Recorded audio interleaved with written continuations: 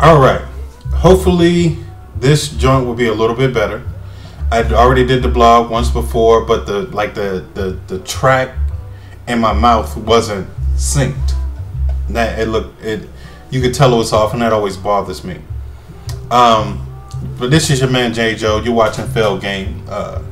Just to go over everything I said before. I wasn't gonna do any more blogs for a while. I'm actually getting started on a book. Should be called Fail Game, but we're working on that. First, let me say that this video would not be derogatory towards men, women, blacks, whites, Asians, Hispanics, Martians, reptiles, amphibians, Jews, Gentiles, Christians, Catholics, Muslims, Hindus. This won't be designed to offend anybody.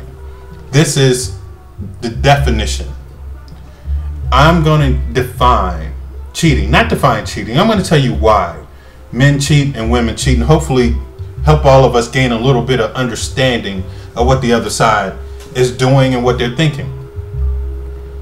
First, women, we as men know why you cheat.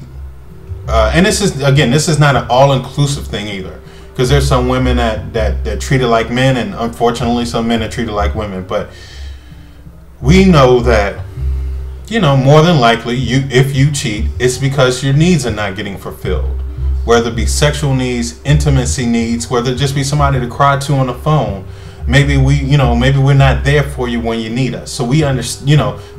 I know that's mainly why you do it. Men do it because it's there. I mean, it's I know it sounds stupid as can be, but it's true. Men do it because it's there. Oh, let me pump this in the background. That's that February Softball Man action. Look up Alan Rocker on iTunes. Go ahead, buy that if you want something nice, smooth, mellow out. I'm about to jump in the truck and play that. You know what I'm saying? Anyways, but back to the blog. Like I said, we cheat because it's there, and or because we want to make sure we still got it. But the reasons why we cheat have little or nothing to do with you. Now, you may be the reason why we don't, but you're not the reason why we do. So if you can understand that, then you might be able to understand when you catch a guy cheating, and the first thing he tells you is that it didn't mean anything. Because guess what? It just didn't. This light is so bright. It just didn't mean anything. You mean something, and that's what we tell you, and that's what we mean. And then you say, well, if I meant something, you shouldn't have did that. Those two things are not connected. Like our heart and our private parts are not connected. Like there's a couple of breaks in that lineage where yours is a straight line, straight connection. And so what we focus on is who's living the life. You worried about what I got a little some, but I came home to you. We have a home. You the one that you need gas. I take your car and put it in there. No questions asked. You ain't got to ask for nothing. We on the vacations. You getting the nice Christmas gifts. You at Thanksgiving with the parents, and the other chick, she don't get none of that. She don't get nothing. She get 30 minutes, 25, 15, 5, I don't know. So it doesn't mean anything. And when we tell you that, it's the truth. But a lot of times you don't hear that or don't want to hear that, which I can understand that.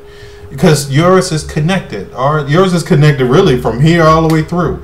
Whereas there's a disconnect from the brain to the heart, and from the heart to down low. Because a lot of times we fall for women we shouldn't even be talking to.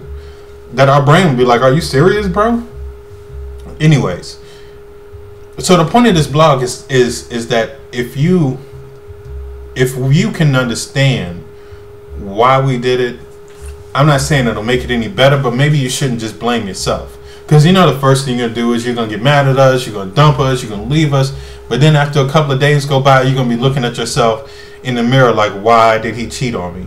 What did I do? What did I do? I did everything. I did everything for you. None of that. It has nothing to do with that whatsoever. That's why I always say that a man is, if you just having sex with a dude, a man is more than likely to take you, accept it. Now, your life going to be hell for a short, and it's always going to kind of be there, but it's usually just used as ammunition. But we could deal with it a little bit better, Now, if you out there forming relationships, you getting deep with somebody else, whatever, the whole cut all that off. Forget that. But sex is, because for us, sex will never keep us in a relationship. I mean, we not gonna be like, man, she be tripping every day. She don't want me to talk to my own mama, but she got some good stuff, so I'm staying. Nah, that ain't happening. But so that's why I say it just those things aren't connected. But women do that. Women will be like, well, he got some good stuff, even though they won't say it, but we know that's the reason why they're not leaving. Prime example. This blog's gonna go a little long, but I'm gonna cut it off after this. There was a female that I knew. I didn't know her. I knew her friend, but she had her stuff going on for her. She had about 2-3 kids, whatever, mid-30s.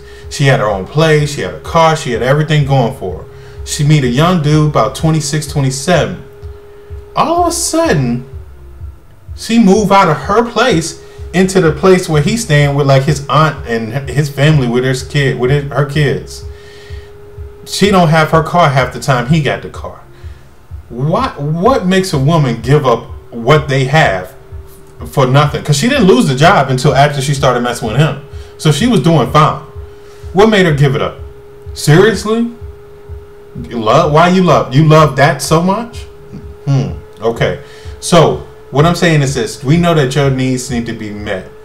So that's why we're more than likely to accept just like some sex. Maybe we've been tired for a year, But on the other hand, this ain't got nothing to do with you. This ain't got nothing to do with us. You live by that, you'll be okay. And one last thing. As you notice, this blog was not negative towards anybody. I didn't curse. I didn't even get too graphic when I was talking about male and female interactions. I used the word sex like 3 times. So there should be no controversy. There should be no big discussions. It should just be okay. Okay. Follow me on Twitter @TheRealOJJ. I'll holla.